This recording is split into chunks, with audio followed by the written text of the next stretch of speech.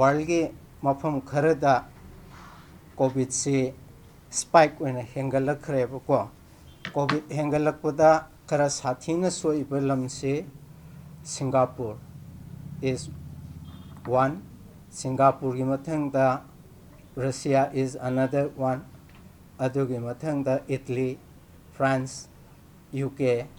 aduga Netherlands na chingba Europe ke awangda leba lamsingda susoe, United States of America da soe, ada haiba mayam se masidai ta ngasai panbi hiba JN.16 khakta dinateba atopa mahik mayam amunasu outbreak se tholle mahik mayam hairagadi mayamna karino ne na khanbi gane covid se ahanba alpha wave ko thokre alpha gi wave um thokre ba mathangda beta delta omicron aina thorakre ana hojik omicron si macha masu yamna kokre magi variant si yam khreba ana variant mayam se asina su covid se hojik sho tum thohalleba sida natana rsv ko ba mahik makhalamale manasu respiratory illnesses pneumonia se tum thohalle sida natana aikoina swine flu haina khangnabdo H1N1 ka haiba virus inasu thohalle adudagi mycoplasma ko ba bacteria manasu handaki outbreak si thohalle ado mayam si thoktana sum lejeragasu magi driver mayam si bu hena satlan ba mateng pang hena saukhatlan ma mateng pang si world gi mapam ateda JN.1 ko ba omicron gi macha sing thokpa haitara ne pirola ko ba amagi mo macha thokpa no omicron gi ti masu gumane JN.1 haiba variant se masina Singapore da Italy da Russia da di sina drive hengat hale ana India da su masing yamna detect tawdragasu 1% of the diagnosed COVID cases to JN.1 sina ojeragasu test tawdabasu yamna leibanena JN.1 sina maramoidana hengat pra haibasi government na attention piba pot amane ada aikoigi Manipur gi picture ta laksake maram di state amasung global picture di mayamna tung website ta kai ta changbiraga thengnagani na khalle aikoi December ke tarik mari da de han gi covid tu adu ge case amakhak detect toy mayamna di khanbirangani covid si Manipur te nemda gi de healthcare professional sing tumin lekhra braina aikoi tumin lekhite ana December 4 ta case amakha detect towe hospitalized tote masada su symptom thoidokna leite mase nimit mangani matungda pungpha phadana maya marakta tenkhre adudagi aikoi asum test torapusina ngasi bhauta chamaga kunthra umbase koi test tore masida hoyipau covid ama phau thengnate maram aduna JN.1 sisu aikogi state sidadi lakh 3 haina lobi bata karisu kaide ada as a director of health services aina hoje haijeri hoje jima aina ngangjeri ba matam sibhaudi JN.1 haibasi aikogi lebak sida yauraktri toigumasung any day Europe yabagi akibadi mare madugi maramdi hojikti India gi southern most point oigera northern most point oigera western most point oigera Manipur da lakpada pung ahum mari khaktagi waneba adna hurengi last flight ta dum Manipur da Europe yaeba adumapo hojik detect tawte haijebagi wani अदगी मणिपुर दा rail लंबी से कोई लाखरे रानी गाइडेलु rail station बाउतसु rail दगी कोई तुम चंगप याय बाय रोड तसु हौजे खरा थिंगदोक थिंगजेन लेरगसु हफ्ता अमदा मणिपुर दा ट्रक से चंवा चात्रुक अदुम चंगे security forces की अदुम योर एबको हाई लंबी सिंग असि मथकता अमुक थंगनरिब म्यांमार दा politically unstable ओइबा मरमना मोइदगे अखोइदा लाकनी बा हाइरक्तना मथंग मथंग चंगकपा मीसिंग लेबनेना east west north south air दगी सु अखोइदा any moment JN.1 गी कैनोसी पुसलक याय हाइबसिमा आई मयामदा हाइजनिंगे अदो आइना से हाइ हाइदनसु किबिगनु हाइसिमाइना थमजनिंगबा अदुनदि आइगी लोंददि हाइरकदोइने प्लीज डोंट पैनिक हाइदना अदुना मयामदा पैनिक हाइबसिना करिनो अदुदगी फियर हाइसिना कइनो अलर्ट हाइसिना कइनो तो इमता ताक्सिगे को aware and alert हाइबसिना ओ मोइगी लमदसु लेरे ये अखोइगी सितसु यौरक याय अदुगा मीदी याम सिगंदे ये मसे हॉस्पिटल से कया लेगंदे कहबा चौराक नॉलेज अम खंगबीबा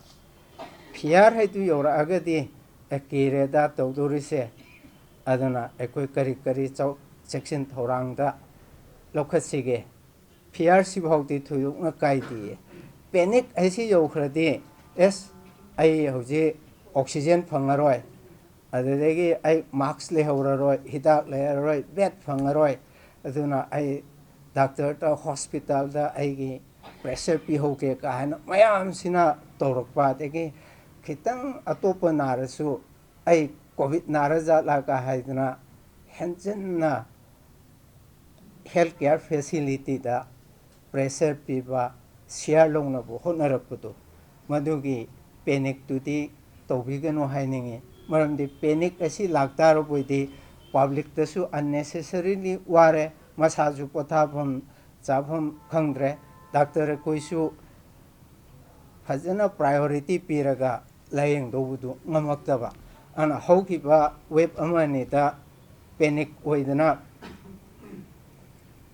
admission criteria yaudabu su pangchanda chanjelakko matamda ko tasengna admit toba yaba mi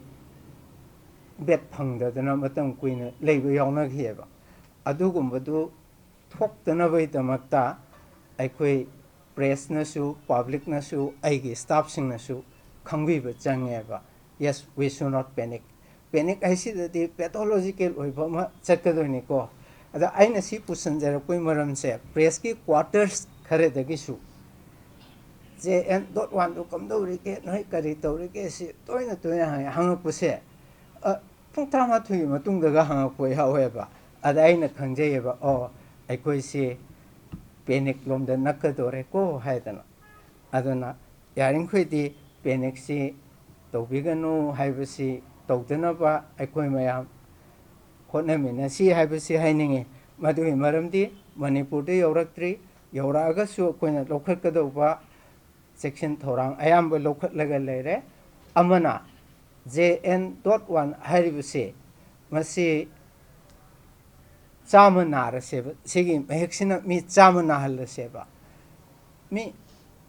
अमा फाना हॉस्पिटलाइजेशन तौरोएबा हाइबदी मी चानी उमना नारा कांद मी अमग उमदंग हॉस्पिटल दा नुंसा चोर होनबो वारे नत्रगा आई सुमाइना चोक्थरे अदगी आई कोक यामना चिके हौगत कांखटपो ngamdre डायरिया तौरे हाइबना चिंगबा मागी एसोसिएटेड सिम्पटम्स सिना मरम होइदना इमीडिएट डॉक्टर के अटेंशन दरकार लेरकनी हाइबसिदी मी चानी दा मखक्त थोएबा से आइना हाइजव नते को सिंगापुर ता इटली ता रशिया ता इवन केरला दा गोवा ता सुसमाइना ले मरम तुना मी चामना बता अमा फाना हॉस्पिटल दे एडमिट तौब दरकार लेतबो ओइरगदी अदु हांना अरुबो ओइदेबा यस लुगनी करम मतमदा मी अदु इम्यून कंप्रोमाइज तौबा hepatitis naadana liver soaba, kidney soaba, heart soaba, lungs da asokpa leikraba, adadagi immune compromised oiraba anabasing steroid chabana chingba mayam da thokragadi san khongbunda iraknaraga si haibagum kaisu leitabda ma sibdi yaiba. But taking that Manipur da leiriba mi ayamba masa mau phana lei haibagi thajabasi thamagadi hauji haiba JN.1 si thoidukna kiningai oide masigi wafam sima ai prajata thamninge ade atopa mana aikhoige laibok phaba haigadra Manipur da haukiba first wave, second wave, third wave sida aikhoi si already angkagi matungina aikhoi chama leitaradi 90 di mi mautradi naturally aikhoi si infect tawkhraga natural immunity develop tawkhreba aikhoi ayambasi loina Omicron natraga COVID sina infect tawkhidana aikoigi isada ngakthoknaba sakti si khar yaurabani adudagi amuk vaccine na maram oidana fully vaccinated oidana 48% amasu vaccine na pukhatana koisi protect tawkhrabane ba maram aduna nara abasu khanau dagi makha pangkum kumdhadana lungs da nabagi sarukse yam handagani haibasima ai thamjaningba ana aina haijakhriba kaitang severity da khara handaba haujik changaktriba community da protect tawkhraba amasung health department na lokhatsariba thorang singa sina Manipur da laagasu ka hena mamangai ta khoina khangdringe ta tawkhiba adugumba control to waba situation dudi pakla oi haibasima ai haijaninge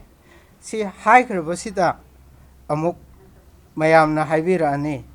nangna buti haire adu health department noina haihibaga tawthorakpaga si khara always khene kari no noina tawrito khangningi aikhoi thajage haise hairkan ai urso haineba ai sino community de leramagadi health department noina tawrito kadaino ai khange haina soina hangakani swagi matangda aina khangjaba ai khajiktang taksage adonko masi laktring ai sita poinam khakta haijage covid se usually covid pu oirasu any infectious disease se masana lakte aikhoina chatloga lawruba haktani ana covid se Manipur ta lakta rate Manipur gi mi amana mapanda to chatluraga lawrura purakadoineba adagi aikhoigi sadasu lekai amata mi longna tarsu aina mi du de lawru doineba haining badi isana section biba koba pot amati matam leba khibekta mafam khudimakta si yam maru oi haiba point si mai swaita pusinjarake aduga aikhoina hujik phawuta kari section thorang lokhatle haiba simtanga ai mayamda ningsingjage ana hujikti Manipur ta leripa mi singi marakta valley de leripa aikoi khara amade Manipur ki valley ki wangmata chathokpa yadrabanena aikoina chatpa taradi flight ta chatlabanena airport is very important ana airport ta khoi kari thorang lokhatlige dumtang aina khangjaba khitang haijage aina hairisi watpa yarogasu Dr. Roshan supplement to birakane khalle airport sida aikoigi medical ki team lere doctor le nurse le technician le anagumba imphal bahau lakpada southern states ena haijage ko masi moina te harauroi affected zone degi mi ama flight se kakhlakraba taimasung flight da ai laiho howi koksi haina haira aba natraga loktin khuba khotpa tawraktana airlines to authority na detect toraba aduga mana imphal gi airport sida hek tarakpa matamda koina mase aikoi gi team sina khandu aga mase test tonanaba facility si airport le. Yes, it is working. Adana madele ba doctor nursing da haibiraga immediately koina isolate togani ma isolate toga ngahak pothana ba magi kana karino kadai tegi no kaino hangnana ba kaso koi khaido ga thamjare hairitu te lehelaga doctor sina maonda marks pigani adage makhut masa hamdok pihangani aduga mi hangwat talak hayu tare ko adu yengbiraga testing facility bau doctor no pune ba puraga test to hola matungda mase mayumda thenba yaba adu hana hospitalize to the yabo ti mayumda chakhina ba with instruction pirani lam dugi DSO itano officer single adai tu ta koina hai khraga masi monitor to gani hospitalization darkar lere hargana koina silaga hospital da yohanna to gani adudagi kanaw kharadi kemta haidok to su yaidana ma lo laga dum lakhibe yaiba sigum yorok ko matamda koina airlines sida haiba kerala dagi mi ka tonge Maharashtra de mi kya tong Karnataka de kya tong Goa de kya tong hayu haidana koina moidagi list ko weba ado kawi ngasing asi maki de koi moina pirakpa list phangdri ko ado hek moina si hair ko matamda moigi maming matha si koina loksalaga Thobal dagi yaur adagi Kaksing dagi yaur Imphal iski pangai de yaur khalaseba ado etadi mai magi madu puri ba doctor sing da koina thadok kaneba lok sigumba lamdagi mi lakhibani ko adana numit tare ne dagina tara mari ni phawbati noi mase surveillance tamgadabani magi masada laihau tawra khol haibase hek hairakpaga noi chap chaba appropriate action lokhatna ba tawgadabani haib instruction che koi piraga thamme maramaduna airport ke lakpasing si aikoi karam haina manage togani haiba baudi lejare adu kayuma matamda kanaumba pukchen yam sengdaba natraga yam thuba khusin kunan thokta ama ni nan thokpadumati aikoi trial run togduna sita sinan thu eba khangdribanina hauji phawti aikoi ki system si mapung phana ai leire haiduna logje aduna airport ki changakpada 95% de koi thingba ngamgani haibasi ai amasung ai team gi thajajabane dun mayam da susi gi comfort si ai pininge adagi de koi land ports abadi mau adagi imphal gi ISPT kaithen manbi jiri asina chingba su koi situation gi matungena team singdu alert lero haiduna pau pikhri adumaku lambi thingdok thingjin tawbaga adage gari si mafam amata da khamdaba kara choina khona khamba leiba maramaduna aikoi masi system si di lejare adugo wakti aikoi hobada khajiktang mapung phadri hobadi hawra hawrakane na su ai khalle adage mok district headquarters ta phambiri ba Chief Medical Officer singi office the Pambiriba district surveillance officer sing lay moi da team identify to halle kari to buno report kar main thani kana ibhok to gani asa kar main sinani lamdu de leiriba nurse kar main sinari lamdu bu koliba primary health center sub center urban health center singi doctor sing Karmaina effectively sinani report longni haibuna chingbusu aikoi already meeting anirak tawdana makoi da pau pijakhre haujik lakhatori porti aikoi gi valley sigiti aikoi phajana tight oina thamjare na lowe aduga northern district western district ayamba koi control tawren lowe adumaku Churachandpur se aikoi da Mizoram lomdagi changakpa yaba freely change the Mizoram city outbreak lay haidana highway yaba state ti oidaba aduga missing ga yangnaro te hogiba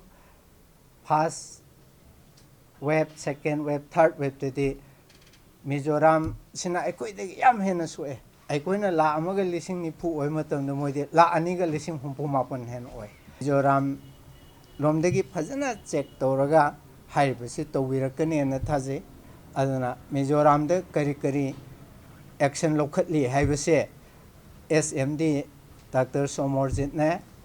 Dr. Roshan ne Dr. Bharati ne moigi timna soidana paw lobi khotpi ba tawrakani haina khanjaye maram aduna aikoi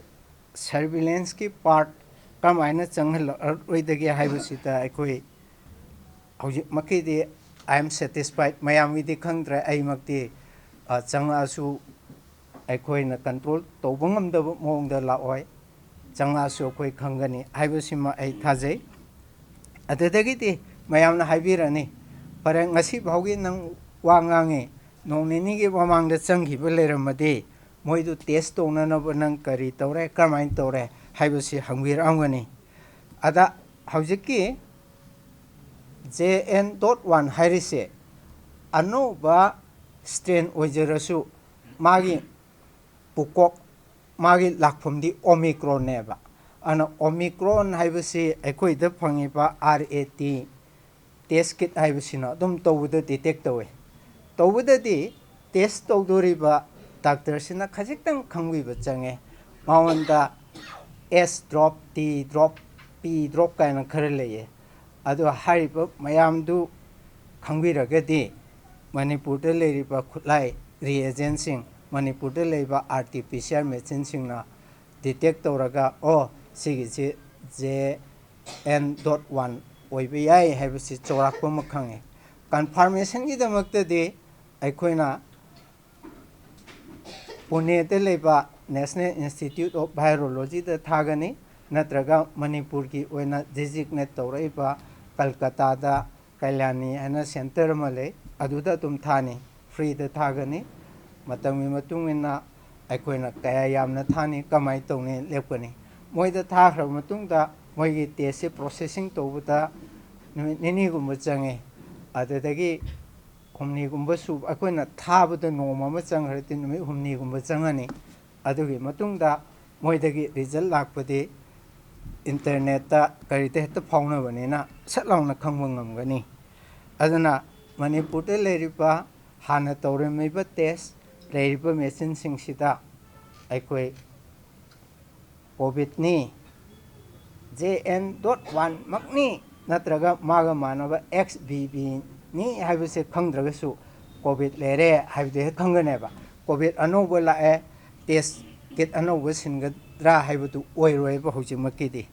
sima leijara adudagi aikoida masit tobinaba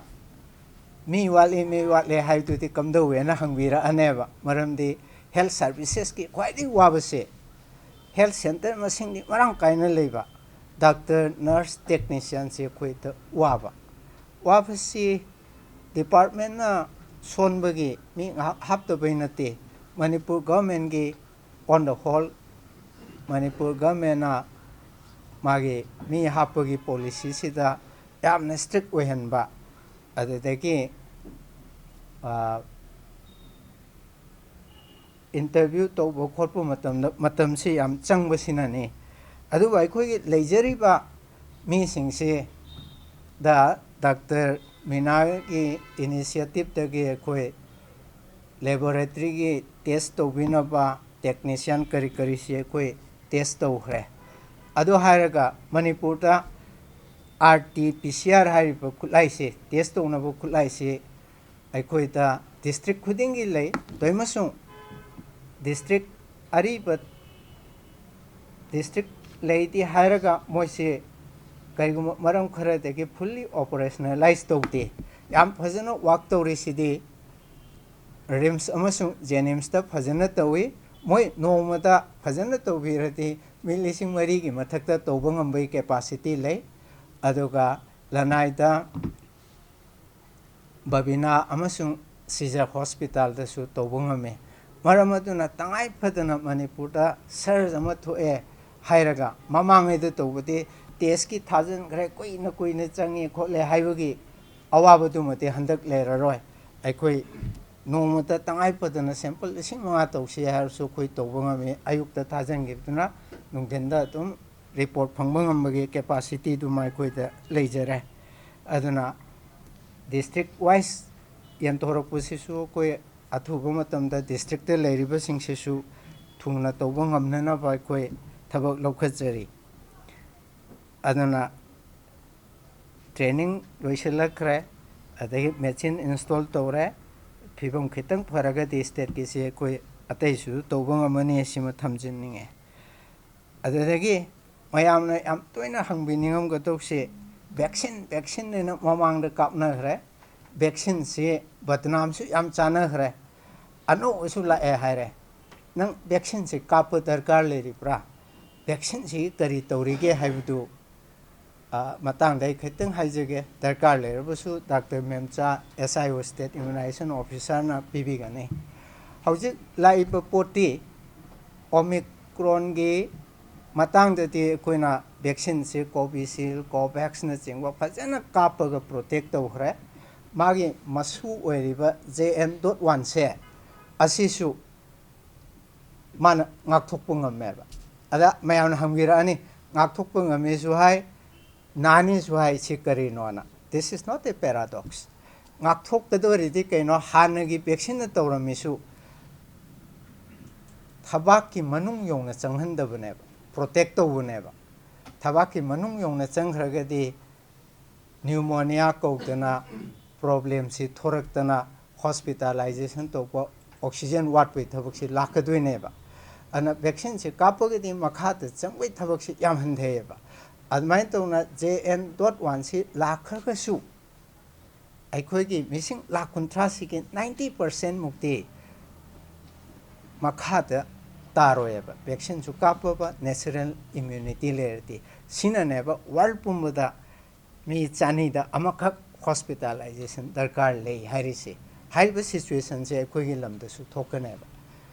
ꯑꯗꯨꯅ ꯑꯩꯅ ꯍꯥꯏꯖꯅꯤꯡꯕꯗꯤ ꯍꯥꯟꯅ ꯀꯥꯞꯈ꯭ꯔꯤꯕ ꯁꯦꯀꯦꯟ dose ꯐꯥꯎ ꯀꯥꯞꯄꯕ ꯃꯤꯁꯤꯡꯗꯤ ꯌꯥꯝ ꯐꯖꯅ protect ꯇꯧꯒꯅꯤ ꯇꯧꯏꯃꯁꯨꯡ booster dose ꯍꯥꯏꯕꯗꯣ ꯗꯔꯀꯥꯔ ꯂꯩꯕ꯭ꯔꯥ ꯍꯥꯏꯕ ꯀꯣꯏꯁꯟ ꯑꯃ ꯂꯥꯛꯀꯅꯦꯕ ꯑꯩꯉꯣꯟꯗ ꯉꯔꯥꯡ ꯅꯍꯥꯟꯁꯦ ꯃꯄꯥꯟꯗ ꯂꯥꯏꯔꯤꯛ ꯇꯝꯕ ꯆꯠꯀꯦ ꯑꯗꯒꯤ ꯁꯤꯐꯥꯏ ꯖꯣꯏꯟ ꯇꯧꯕ ꯆꯠꯀꯦ ꯁꯤ ꯕꯨꯁꯇꯔ ꯗꯣꯁ ꯀꯥꯞꯀꯦꯅ ꯂꯥꯛꯑꯦ ꯕꯠ ꯑꯩꯃꯛꯅꯗꯤ ꯌꯥꯗꯦ ꯃꯗꯨꯒꯤ ꯃꯔꯝꯗꯤ ꯕꯨꯁꯇꯔ ꯗꯣꯁ ꯑꯃ ꯀꯥꯞꯄꯒ ꯍꯦꯟꯅ ꯄ꯭ꯔꯣꯇꯦꯛ ꯇꯧꯅꯦꯕ ꯂꯩꯇꯦꯕ ꯕꯨꯁꯇꯔ ꯗꯣꯁ ꯀꯥꯞꯄꯒꯗꯤ ꯅꯥꯇꯣꯟꯗꯩ ꯍꯦꯟꯅ ꯆꯪꯉꯛꯑꯣꯏ ꯍꯥꯏꯕ ꯂꯩꯇꯦꯕ ꯕꯨꯁꯇꯔ ꯗꯣꯁ ꯀꯥꯞꯄꯁꯨ ꯊꯕꯥꯛꯀꯤ ꯁꯤꯐꯥꯎꯗꯤ ꯑꯗꯨꯝ ꯑꯞꯄꯔ ꯔꯦꯁꯄꯤꯔꯦꯇꯔꯤ ꯇ꯭ꯔꯦꯛ ꯀꯧꯋꯦ ꯁꯤꯐꯥꯎꯗꯤ ꯏꯟꯐꯦꯛ ꯇꯧꯅꯤ ꯃꯈꯥ ꯀꯨꯝꯃꯣꯏ ꯍꯥꯏꯕꯁꯤ ꯂꯩꯔꯤꯉꯩꯗ ꯑꯩꯈꯣꯏꯅ ꯚꯦꯛꯁꯤꯟꯗꯨ ꯑꯥꯔꯇꯤꯐꯤꯁꯤꯌꯦꯜ ꯑꯣꯏꯅ ꯑꯦꯟꯇꯤꯕꯣꯗꯤ ꯃꯌꯥꯝ ꯄꯨꯊꯣꯛꯎꯔꯗꯤ ꯆꯨꯝꯗꯦ ꯃꯔꯝꯗꯤ ꯄ꯭ꯔꯦꯁꯅ ꯀꯔꯤꯅ ꯍꯦꯟꯅ ꯈꯪꯕꯤꯔꯨꯗꯨꯅꯤ ꯀꯣꯚꯤꯗꯀꯤ ꯚꯦꯛꯁꯤꯟꯁꯤ ꯌꯥꯝꯅ ꯀꯥꯞꯄꯕꯨꯗꯤ ꯍꯥꯔꯠꯇ ꯏꯟꯗꯣꯊꯦꯂꯥꯏꯇꯤꯁ ꯍꯥꯏꯅ ꯏꯟꯗꯣꯊꯦꯂꯤꯌꯝꯁꯦ ꯑꯁꯤꯒꯤꯗ ꯏꯟꯐꯦꯛꯁꯟ ꯊꯣꯛꯄ ꯌꯥꯏ ꯍꯥꯔꯠꯀꯤ ꯃꯐꯝ ꯈꯔꯗ ꯏꯟꯐ꯭ꯂꯦꯃꯦꯁꯟ ꯊꯣꯛꯏ ꯕ꯭ꯔꯦꯟꯗ ꯊꯣꯛꯑꯦꯕ ꯃꯥꯏꯅꯔꯗꯤ ꯃꯥꯏꯅꯔ ꯉꯥꯛꯇꯅꯤ ꯑꯗꯨꯒꯨꯝꯕꯗꯣ unnecessarily why should we invite aduna aina mayamda haijningisi hojimak leiriba understanding gi level sida WHO ICMR Manipur gi IDSP bhaugi level dadi booster dose kapa thoidukna darkar leite maram aduna vaccine watli watte haiba romda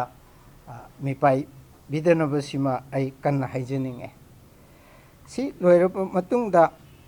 aina amuka laksaningise fare Manipur dadi diabetes nabaji hengalae BP gi patient hengalae kidney gi patient hengalae miron bi yame adu etarti moisi vulnerable group kauragadi moida narakpa yai aduna moida naragadi matam amata da mayam nasaladi nang kamai thingnagadi ge hairkaduineba swaisida aina mayam da ningsingjaningbasi mamangaitati oxygen se anabo amongi cylinder arumbudu pusalaga bet mayada thamna khotna cylinder makta laknabada achoba awaba mu oikhrineba oxygen je khoi marang kairam dabani adubu लाइबक फबदगी मणिपुरदा मफम कुनगा मापनदा oxygen सुंगबे याय खोजे मसी PSA हायको PSA प्लान से कुनगा मापन ले अदन सिंगदा तमदा सोहरदा पेरिफेरल एरिया दा अखोई ऑक्सीजन से होय ngahaki सुंगबम दुगा दरकार ले सेंटर दुबा फाउदो फाउजिंगी मतम चंगमने yes Manipur is self sufficient in oxygen adu tege amok sida natana LMO hana liquid medical oxygen aba group amale sida koi mapande lowe oxygen je thau pusal ko dona tanki gari so on do pusal aga reservoir amada ising thada dong thadaraga sel tawra thamba adoga darkar le kanda tege oxygen lokthokpa haiba asisu Manipur da mafam mari le and 4 of them are working adagi koi si oxygen cylinder oh अनोबा variant से माय character से कई आई हाने इबुदगी करी खेने ओय my फेटलिटी कई नो ओय आई अदुगा अकोई प्रोटेक्टिव प्रोटोकॉल है तारे हाने दुवा मानदुरा अनोबा सेम गर हाइदी माय कैरेक्टर दुना याम खेनरगदी अदगी सादोपदुना याम तुम सादोई कागदी ना हिदो आई नोट तौरगसु लाए नंगना हाइबिरको थैंक यू अदा आईगी प्रिपरेटनेस से कय यामना थोरांग तौरे तुमतन खंगल होद्रगदी हाइना तौजबने नोइना एक्सरसाइज बुदे याम तौबिरबनिना खंगमगनी अदु लोसु लोरे आई अदना PSA LMO सिलिंडर मरांग काइना ले अदुगा युमदा चनिंगदब मी युमदा हॉस्पिटल दा चनिंगदना युमदा सुम लाइंग जगे हाइब लेरगसु हेल्प डेस्क अदे नाइरंगे हेल्पलाइन नंबर सिंग अखोय अमुक हिंगनबा हयंग हचिछि हिंगनी अदुदा तुम खिंबिरागा यानी होमदा अयाम येंगी पृथ्वी पुंबना हौजे रिसर्च ना हाइब सिगुमना अच्छा आइना ताक्चग्रे JN.1 से मसी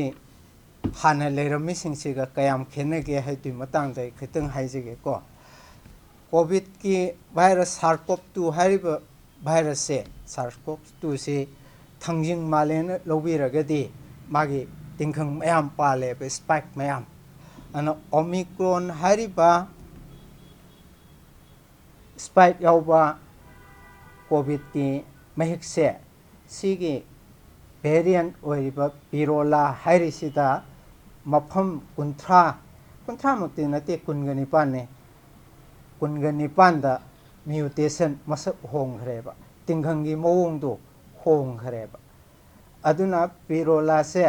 हाना तिंखंग दोंना थंजिंग नॉर्मल ओइना लेबा मतमददी बॉडी ना लाइना डिटेक्ट तोरमबदो पिरोला तदि खरा होंदोखिबदगी बॉडी सिना डिटेक्ट तोबदो मतम चंगने पिरोला सिदगी अमुक होंगैबा JN.1 हाइसिदी पिरोला गा याम खेनदे सीक्वेंस अनि खक्तंग खेनै मरम अदुना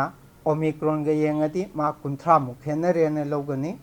अदुबु माबु हेक ओंथोरइबा पिरोला गा येंगनरगदी अनि मुक्तंग खेनैबा सिमा अदगिदी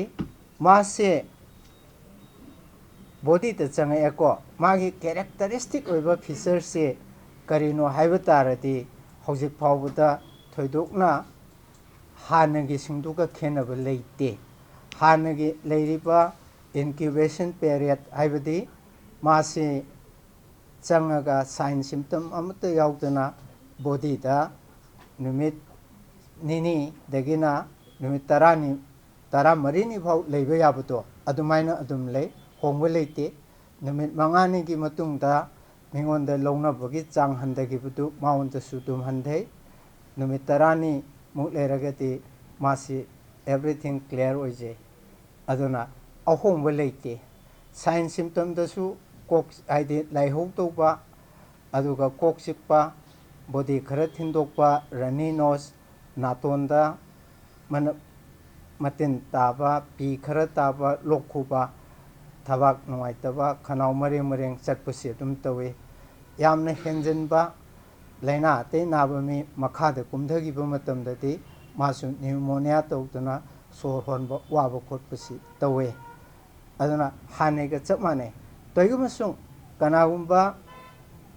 sigi JN.1 sibu nainaba scientist kharana tapi bade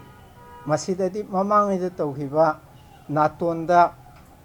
manam phawda bido adu JN.1 sidadi khara toina thengnei haiba authority su yawe adu etardi natonda manam phawda base kamai amuk tawgebu naton phundana manam phawda ba naton phunba allergy tawba naton phunba lo ategi torpu matamda manam phawda badudi phawdre tan